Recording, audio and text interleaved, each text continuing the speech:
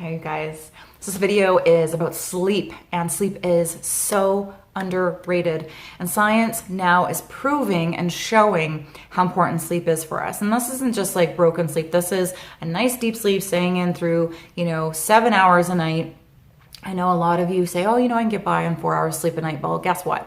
You might be able to get by, but it's actually not benefiting you. It's not helping with your brain. Your body's not regenerating or having the ability to be able to heal and regenerate the way it needs to, especially if you have a high stressful athletic life or just high stressful in general, right? Because our body does need that healing time to be able to recuperate and then regenerate itself for the next day so that we can think optimally, because that's really important, is that we have a lot of brain power and be able to live out our day the best that we can.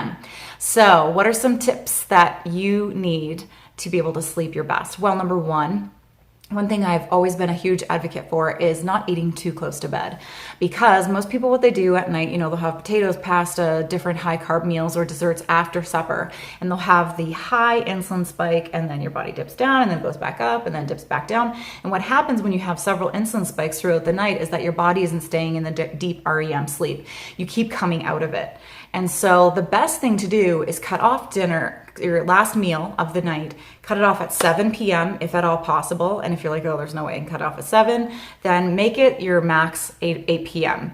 And the reason why is because you're going to have a much better sleep that way. And also, if you use your last meal that you have in the evening to have a low carb or no carb, so have higher fats, have some protein at that meal, and you will find that that will actually make a dramatic difference in being able to help you stay asleep. Plus, you're going to lose fat faster too. But just in general, for your children, for them to have a better night's sleep where they're actually in a deep sleep and healing and repairing themselves, to try to cut out the sugar at their last meal for sure. Makes a difference with kids, makes a difference with adults. Those are, so that's number one. And then number two is if you have anxiety before bed and you feel that you cannot sleep, you're just like, I absolutely can't sleep because I have so much going on in my life and I'm just feeling worried.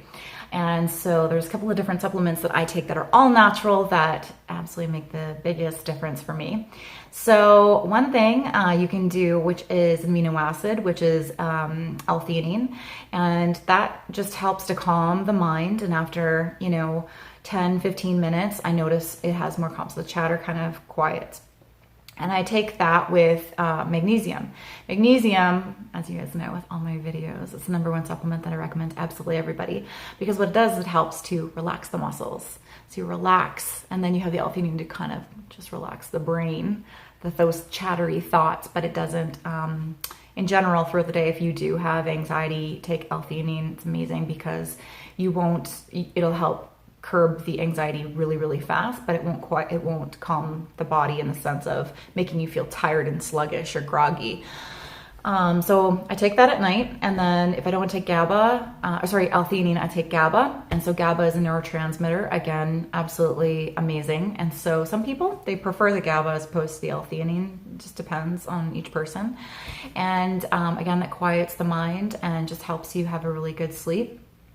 And then the third is a power mushroom, which is reishi. And reishi also helps to relax the body. Also really great for the kidneys. So it's just an amazing power mushroom in general. It does a host of different things. So really helping with your immune system greatly, just massively helps with the immune system. And I do take that too sometimes. So it's funny because everybody has anxiety at different times. For me, I typically have more anxiety first thing in the morning. I don't know why. So when I wake up in the morning, I'll take either L-theanine or I'll take the reishi.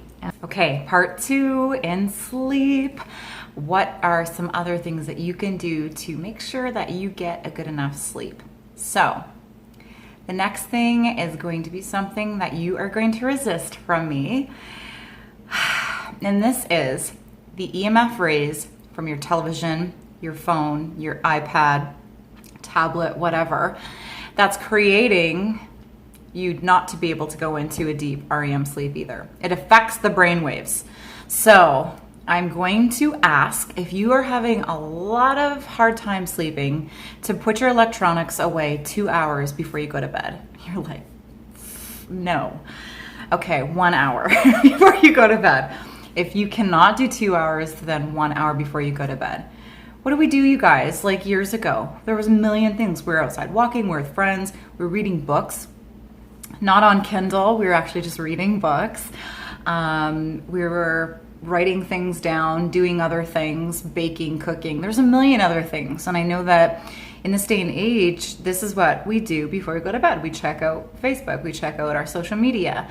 But what it's doing is that it's not allowing us to have a good night's sleep. It's not allowing us to rest our brain. And a lot of times, we get really stimulated with a lot of things that are going on with other people, and comparing ourselves to other people, and a whole smorgasbord of crappy things that happen with social media as we're looking at it every single day. So if you can just put that away an hour before you go to sleep, just to make sure you're not getting those the effects of the EMF rays, then that will make a dramatic difference. Now, here's the next thing, is when you put your phone away at night, it's not to set it beside your head or even on the nightstand right beside you, because it's still too close to your brain. So if you can set it on the other side of the room, or set it in another room, which is absolutely the best thing that you can do, then again, that will totally affect your sleep at night. I know. It's a hard one, you guys. It's a hard one, but it's essential to have a better quality of life for yourself, right? So putting your phone into a different room, and then the next one is meditation. And meditation is one of the things that I've just found that's really helped me so much. So I put on meditation music, I listen to that, and you can do meditation, an hour before bed or right before bed, however you want. Sometimes there's music, sometimes there is a guided meditation, or like for myself, what I like to do is I just put earplugs in, and I sit in my bedroom upright into meditation position, and I just focus on my breath. And I just do that right before I go to sleep. And I get into a nice deep meditation, and then I have a really good quality of sleep. So so those are some great techniques that you guys can utilize, and I hope that one of those suggestions helps you, and maybe there's a few of them that help you. So this is step one in creating a awesome, amazing life full of vitality and lots of energy and a great brain, you guys, so we can think properly every day. Focused and aware. So, all right, have a good day. I'll talk to you soon.